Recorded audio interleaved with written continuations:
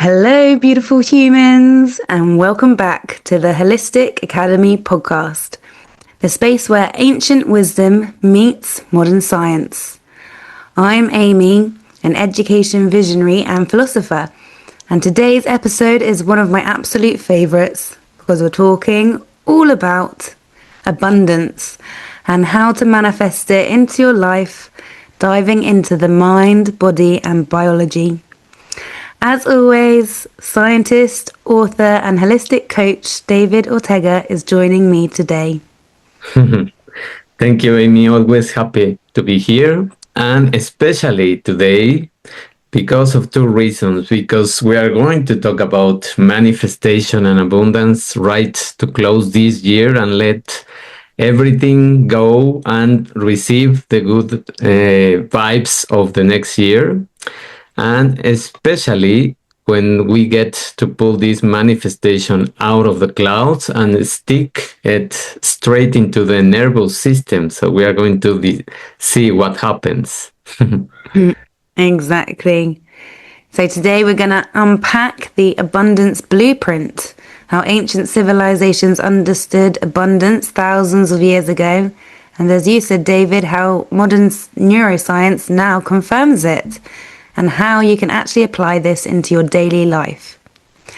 So whether you're manifesting money, time, creativity, love, or just a calmer mind, this episode is for you. Let's start where I always love to start, ancient history. How the ancients engineered abundance. Because one thing that drives me wild is when people assume that the ancients were primitive. They weren't. They were miraculous, and they were precise. Take the ancient spiritual doctrines, the Hermetic teachings from Egypt and Greece. The very first principle is mentalism. The all is mind. Reality begins in consciousness. And what is wild is that for centuries we treated that as poetic language until neuroscience caught up. Exactly. And the Egyptians weren't just saying, think positive and hope for the best. They were saying, your inner world generates your outer world. That is why they used rituals, symbols, spoken word, repetition. They were literally programming reality into their minds. Think about the word Heka, often mistranslated as magic. It wasn't magic, it was technology. Heka was authoritative speech spoken with emotional congruence. Wow, that sounds amazing. Since those ancient times, we have this technology in our, let's say, field. So this means that you couldn't just say words, you have to feel them. And if your body didn't agree, the ritual failed. Exactly, and that's why the ancients loved purifying their body first, maybe bathing, sometimes doing some chanting and incense, and perfecting their postures. Here they were regulating their nervous system before setting intention. And the temples, they weren't just churches, they were neurosomatic training centers. They were intentionally designed environments that train the nervous system and the body, neurosomatic, to enter specific states of consciousness, being able to feel safety, focus, reverence, creativity, and coherence on demand. Just like the multiple apps that we have now for streaming. On demand, we could have those skills and abilities. So sleep temples are my favorite example because people would sleep there to receive guidance or healing dreams. Which we now know is the hypnagogic state. I don't know if I'm pronouncing it right. Yes, the hypnagogic state where the subconscious is wide open and the brain is solving problems in REM sleep. Exactly. Ancient temples had engineered entire environments to extend and exploit the hypnagogic state. Amazing stuff. From a modern neuroscience perspective, this state is powerful because several things happens at once. First, the prefrontal cortex, the logic, the skepticism, the self-editing begins to quiet. Then brainwaves slow from beta to into alpha and theta, and the subconscious becomes highly suggestible. Memory, emotion, and imagery merge freely. Yeah, and that's why ideas, visions, and sudden insights can often arrive right when we are falling asleep. This is a space where the mind stops controlling and starts integrating. Yes, exactly. And I think I have had these kind of dreams where I also kind of, you are so profound into this REM sleep, and then this idea comes, and then you wake up, and your brain can start. You can't turn it off because it has too much ideas and it has too much activity. So that is exactly what happens, and that is why sleep temples, whether in Egypt, Greece, or later traditions, weren't fortune-telling centers. Yeah, they weren't just that, they were manifestation centers. They weren't manifesting randomly, they were following their system. And the ancients weren't just hoping the universe would just deliver for us. They were giving the brain precise instructions and optimal conditions to respond. And they found this within the sleep temples. That's so interesting and so clear how they have these instructions and guidance. So manifestation wasn't just about attracting something externally. It was about reorganizing the internal operating system so different choices, perceptions, and opportunities naturally emerge. It is cool, this topic of abundance. It also almost aligns perfectly with the Vedic concept of sankalpa. This is often mistranslated again as a resolution, but it's actually a vow of truth. In the Dogya Upanishad, it says, "As your will is, so is your deed." The sankalpa isn't a wish, it's a command to the mind to overwrite that predictive model. So tell me, David, what is the brain actually doing? Well, all right, let's go into this deep science. Let's translate this ancient version into modern biology. And here is the truth. Your brain is not a camera, it's a prediction machine. The brain constantly asks, based on the past, what should I expect next? And it filters reality accordingly.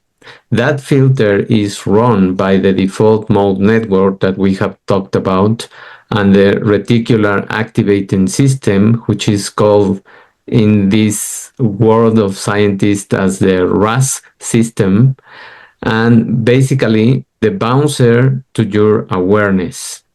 It decides what gets into your consciousness, and when you perform a sankalpa or a visualization, you aren't sending a wish to the cosmos. You are tagging a specific outcome as survival relevant in the reticular activating system.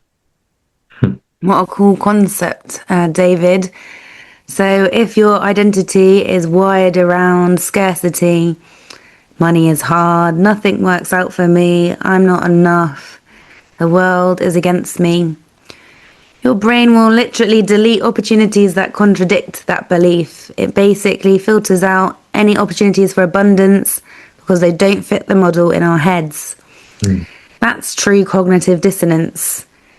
If you believe you're broke, your brain treats a money-making opportunity as noise and deletes it from your conscious awareness. You don't even see it. Whereas when the mystics say, I see signs everywhere, it's not magic. The signs were always there. It's like that red car effect. Maybe when you now think of a red car, you see red cars everywhere. And that's the reticular activating system. It's just finally given you permission to see it because you've reprogrammed the filter. And that is something that happened to me in this season. I had in my mind a certain brand of car, and now it is mine. So it is something that you can really attract. And the moment I said that that is going to be my car, I start seeing a lot of those in the streets, and also this, let's say, this filter and this RAS attraction, powerful software started showing me evidence that I could have it. So here is now the missing piece that most manifestation teachings ignore: the nervous system. We need to integrate the mind and the body. Manifesting only works if the emotional intensity is high enough to trick the hippocampus. Polyvagal theory explains this beautifully because the brain has a hierarchy of needs. Survival is number one, and creation is number two.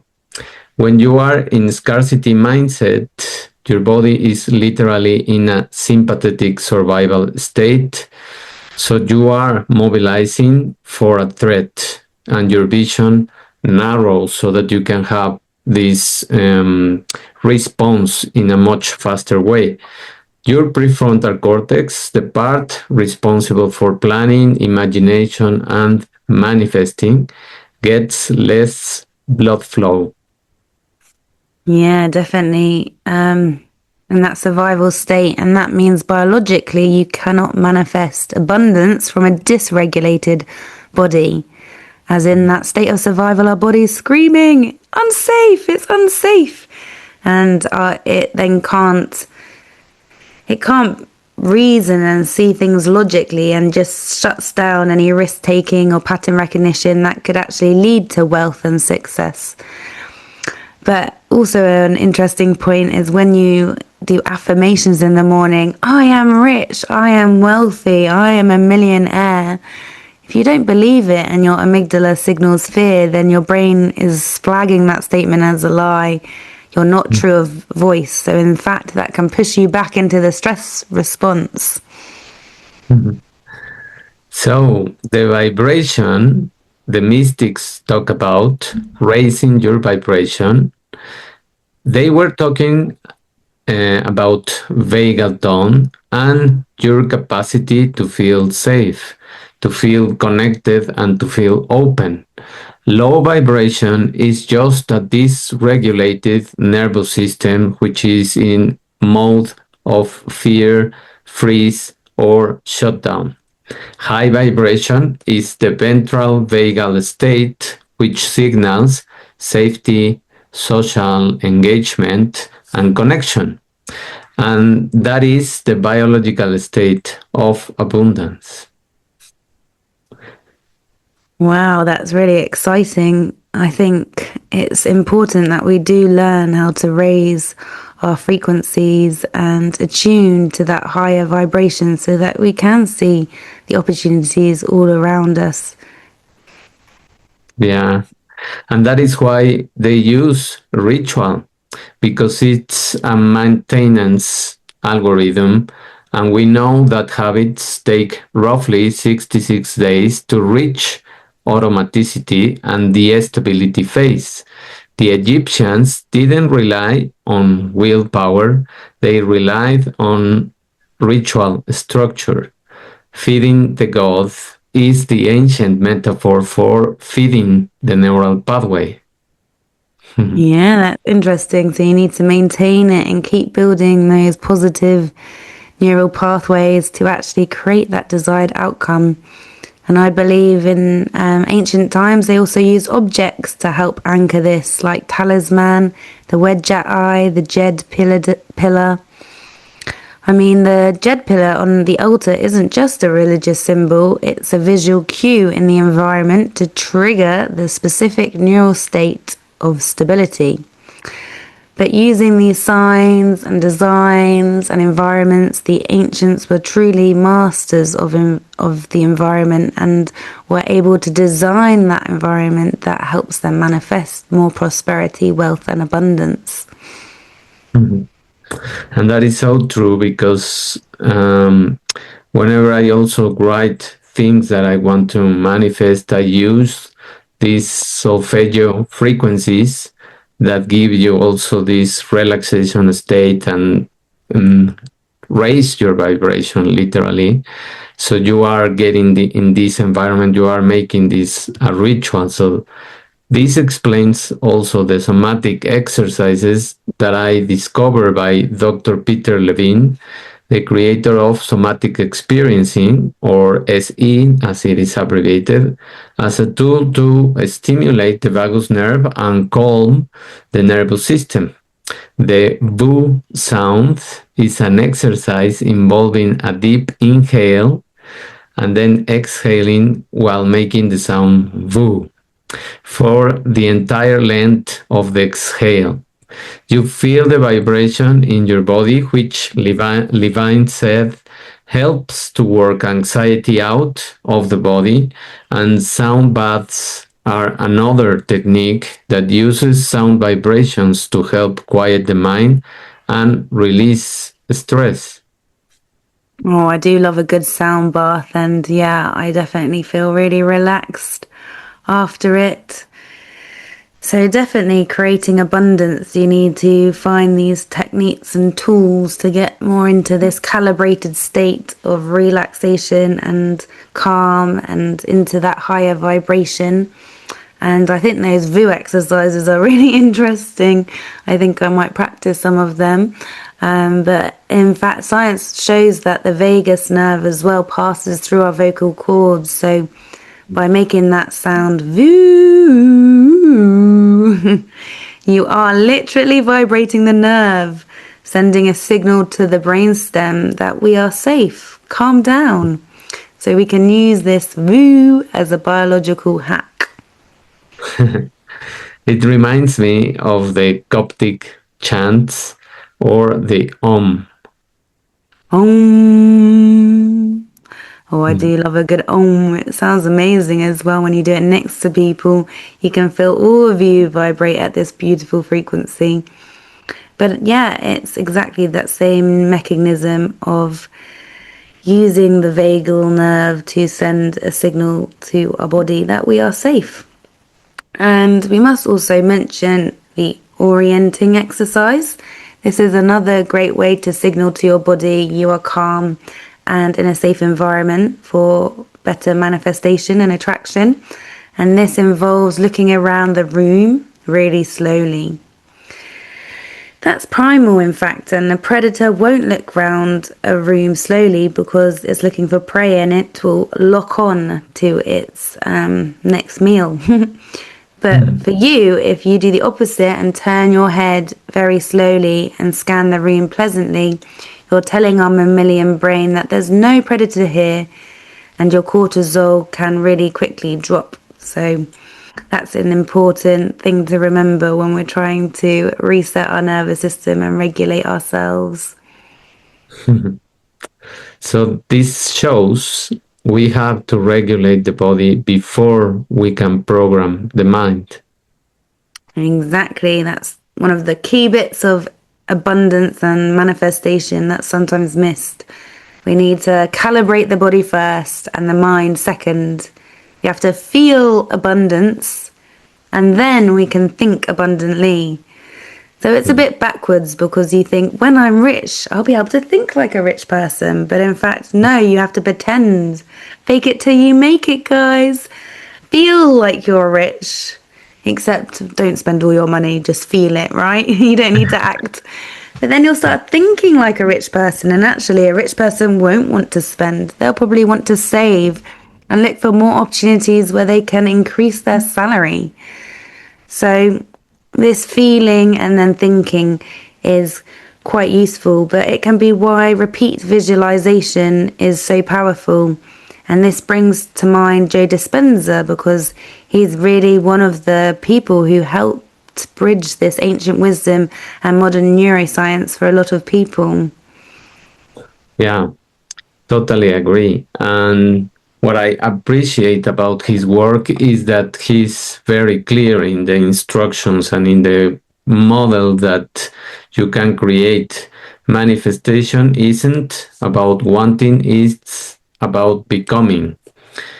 Joe Dispenza agrees with what we have shared already. You don't manifest what you want, you manifest what you are being emotionally and neurologically rehearse to expect. From his perspective, your personality, the way you think, the way you feel, and the way you act every day creates your personal reality. So it is this alignment of the mind, the body, and the spirit as well. So if you want a new reality, you literally have to interrupt the old personality. Mm-hmm. Absolutely. And that's why talking and practicing visualization is really powerful. I think then you can definitely imagine the reality you want to create in so much detail that it brings it forth. I think Joe Dispenza invited his daughter to do the visualization exercise, and she really wanted a free shopping spree. So every morning she would run into his room saying, "Dad, Dad, I visualized it. It's a shopping spree. I got all this stuff." And he said, "You're not excited enough. You have to do it again." She kept on doing this visualization every morning of what she really wanted. And then one day she went shopping with her friend. And in fact, the manager of the mall owed her friend's dad a favor. And so when he saw them in the shop, he called them into his office and he said, "I owe your dad a favor and I need you to give him this. But to repay his thanks, I'll give you my credit card and you can have a free shopping spree." And when Joe picked up the phone from his daughter, she was so excited, far more than she could ever imagine. And she shared that she attracted and manifested her reality through that technique. So it's not just daydreaming, it is a really powerful practice. Yeah, true. And however, in the brain, visualization isn't passive at all. When you vividly imagine and experience, the same neural networks fire as if you were actually living it.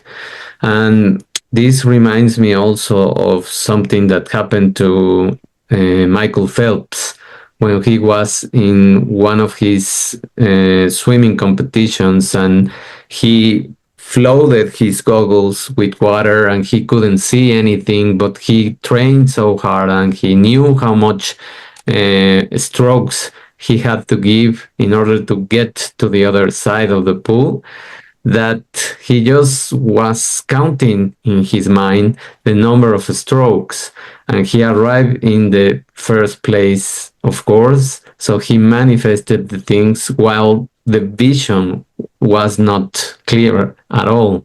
So the brain doesn't fully distinguish between a real event and an emotionally charged imagined one.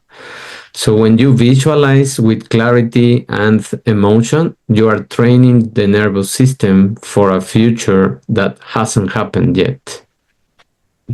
Absolutely. That's really interesting, David. And yes, from a biological standpoint, it's like a mental rehearsal. As you mentioned, athletes use it all the time. The brain is laying down the neural pathways in advance, so the body knows how to respond when the moment arrives, and it can be a much better predictor for success. Yeah, and much more in these cases of Olympic athletes, because they have just one opportunity every 4 years and they just have a very short amount of time to prove that they have train. So they need to use this visualization to really manifest things. So, which is why Joe Dispenza emphasizes meditation or visualization so much, not to escape reality, but to train your nervous system to live in the future before it arrives. So manifestation in his work isn't mystical. It's rehearsing and training a new internal state until the body accepts it as normal. So yes, this brings us right back to what the ancients knew: change the inner state first and the outer world follows. So we must feel with our body we are abundant. So what does that feel like to you listeners? What does abundance mean? It's an interesting concept, but for me it means you're living with everything that you need. You feel wealthy and prosperous and healthy. And once you are feeling in that state, more prosperous, abundant, and exciting opportunities will come into your reality. So it's a dialogue between you and the universe in creating this abundant frequency in our body and actually achieving what we really want in this life. It doesn't have to be hard. It can be easy, but we have to put the work in. Yeah. It is just following a model that we are talking about, and it is getting in alignment with our body, having this RAS system to focus a lot on what we want and start making it appear in the, let's say, in the scenery of our imagination. And then you are going to start activating the sensory input, and that sensory input means that you are feeling now what you want to experience, whether it is a shopping spree like Joe Dispenza's daughter, whether it is winning a match like Michael Phelps, or whether it is manifesting a new car like what happened in my case. So whatever it is, just sense, smell, and if you can see and go and try the car and see the car and smell the car, do it, because that's gonna make these images more real, and that will activate this system in a much profound way. And then, well, it just happened to be that you just have to wait and trust that the universe will do the rest. So this is just a great episode. Thank you, Amy, for giving us this ancient also wisdom of how these Egyptians and all of these cultures created this environment. And now, to summarize all this knowledge, what are the holistic tips to manifest a life of abundance? Thanks, David. Yeah, I've loved this episode, and it's important as we've shared that this is we need to share the abundant blueprint, the protocol. It's all to do with our neurosomatic coherence, and it's not a magic spell. It's a lifestyle design, as we've seen, based on ancient and modern technologies, and it has to start with the body. So my holistic tip number 1 is to create a morning safety ritual. When you wake up, before looking at the phone, which can trigger that reticular activated system with other people's agendas, we could get up and do some somatic orienting, where we look slowly around the room for 5 minutes and signal safety in our bodies. And then number 2, we can get in our body and start feeling and thinking about ways we can feel a bit more positive. We might want to name 3 pleasant things, or as mentioned, another technique could be the VU method for calm and relaxation. Humming that VU sound with vagal toning shifts our body into that higher frequency, so we are able to manifest. My third recommendation is the the maintenance cycle. So we need to maintain what we've created.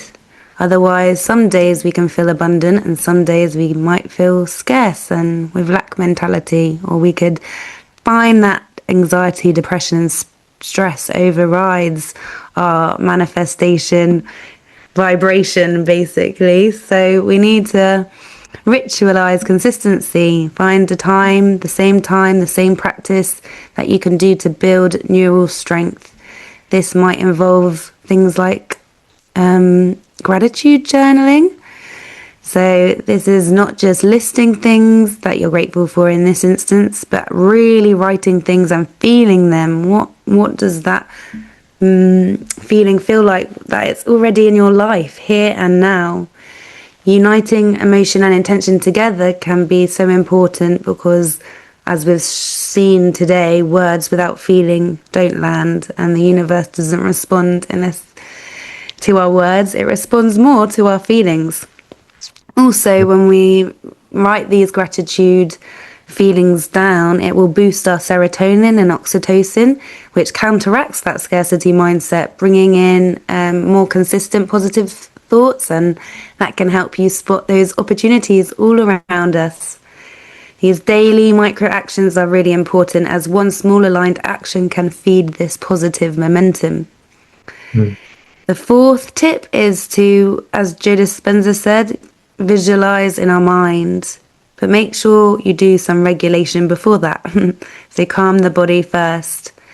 And yeah, we've seen through different studies and with Joe Dispenza that visualization can increase that mind-body coherence and create that frequency of resonance in the universe so that you can really receive what you've truly put out there and what you desire. And number 5 is your evening ritual, perhaps. Attract abundance like the ancients in your sleep. So you could ask the subconscious an important question right in that hypnagogic window before you sleep, and then let your brain get to work solving the important questions in that REM by integrating patterns, processing emotions, and making future simulations.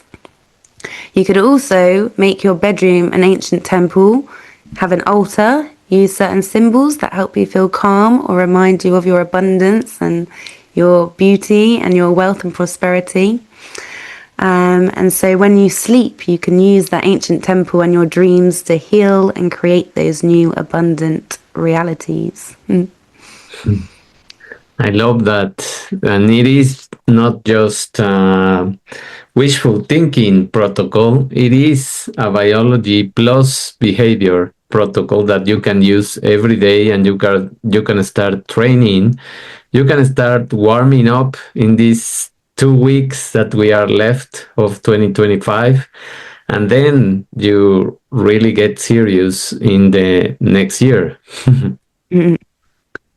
Absolutely. So to summarize, abundance isn't attracted, it's allowed by changing our frequency and upgrading our lives and really thinking and feeling what reality we want to live in. So to finish, we have some exciting news for the end of the year. Before we wrap up, I would love to invite you personally to this special event that David and I are creating. We will be winding down for Christmas, but in the behind the scenes, we'll be getting together and hosting our live masterclass and workshop, which will be planning your abundant year for 2026. So I hope to see some of you there. It isn't only going to be about goal setting, it will be nervous system led. We'll have some visioning, identity recalibration, and definitely some ancient meets modern strategy. Yeah, we are going to be mapping the year using biology, using the energy of your body, the psychology, and rituals to create our own healthier, happier, and holistic life. It's going to be really, really exciting because we will rewire our mindset, we will rewrite money stories, and we will reorient our year towards success and abundance and we have several surprises, but I can give you a hint now that we are going to have a journal for the whole year, so that people that take this masterclass, they will have this reward for the 2026. Exactly. I'm really excited to host this. So if you're ready to stop forcing and start aligning, this will be for you. All our updates and announcements will be on our Facebook page and LinkedIn pages, so please give us a follow. But thank you for being here. Thank you for choosing depth over quick fixes. And remember, abundance is not something you chase, it's something you become. We'll see you next time, next year at the Holistic Academy. Thank you, everyone. And please, as we always ask for your help, please just rate us, like in Facebook, in the platforms, in the different platforms, and subscribe to our YouTube channel, because next year is going to be filled with more episodes, with more workshops, masterclasses, and many, many surprises that are coming. Absolutely. So until then, we wish you a very Merry Christmas and a Happy New Year. And we'll see you next time for more podcasts and our masterclass. Take care, everyone. Bye. Bye, everyone, and have a lovely Christmas and a great goodbye of 2025.